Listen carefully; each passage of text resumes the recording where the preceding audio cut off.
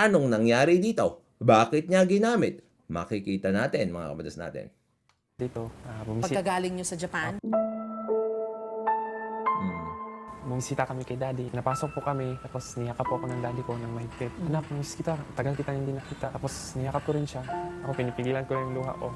Sobrang saya ko po talaga. Na nakita ko po siya noon. Hanggang ngayon, hindi ko po makalimutan yung moment na yun. 10 years po kasi kami hindi nagkita.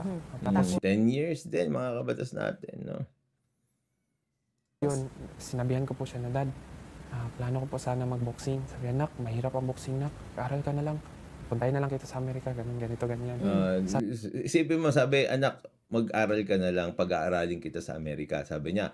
So siguro dito mo rin makikita yung good faith ni Manny Pacquiao na gusto niyang i-extend din yung nare-receive na convenience.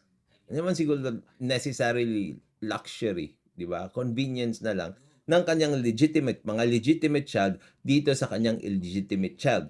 Kasi tulad ng sinabi ko sa inyo, mga kabatas natin, wala hong diferensya. Dapat ang suporta sa legitimate at illegitimate child.